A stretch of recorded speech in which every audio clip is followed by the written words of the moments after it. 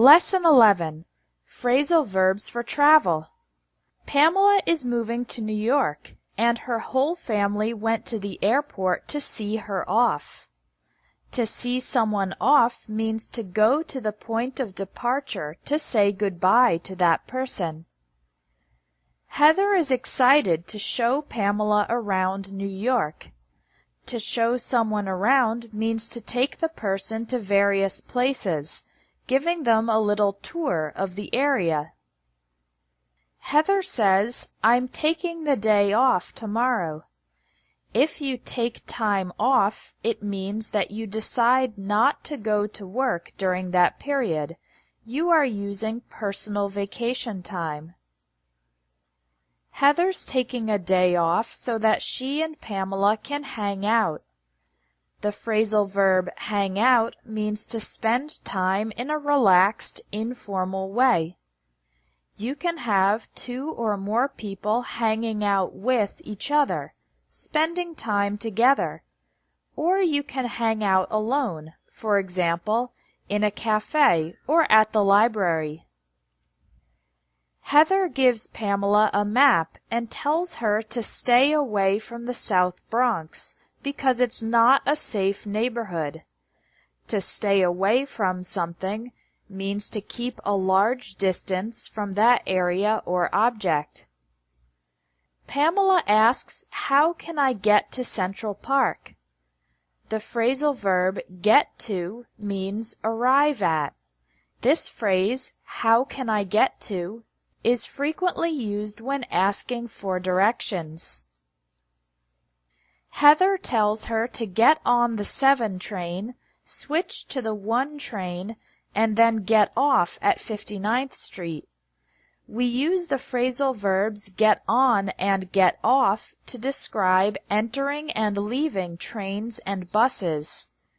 With cars and taxis, use get into and get out of instead.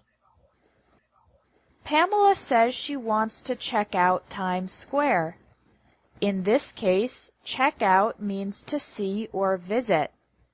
So far in this course, you've learned 3 different meanings for check out: to leave a hotel, to finalize and pay for a purchase, and to see or visit. You'll know which one is the correct definition in a particular sentence from the context. Later that night, Heather gets home late because she was held up by a subway problem. To be or get held up means to be delayed by an external circumstance. In other words, it wasn't your fault. Pamela wandered around Central Park for a while. To wander around means to walk slowly around an area without a specific destination. She wanted to visit a museum, but it turned out to be closed, so she ended up going to Fifth Avenue. Both turn out and end up refer to the final result of plans or situations that changed and had a different result from what was expected. The difference is that end up is typically used when the subject is a person. For example, we had planned to stay for just a week, but we ended up staying for a month. Turn out is typically used when the subject is not a person. New York turned out to be too expensive for me to live there, so I moved to New Jersey. In the shops on Fifth Avenue, Pamela tried on expensive clothes, but didn't buy any. The phrasal verb try on means to put on clothing temporarily in a store to see if you like it and if it's the right size. The place in the store where you do this is called the try-on room.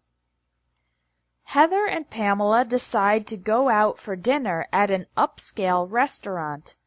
Upscale means it's expensive or for rich people. Pamela asks if she needs to dress up.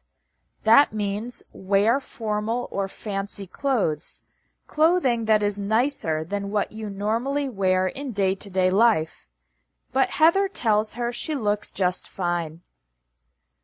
You've learned 14 new phrasal verbs for travel.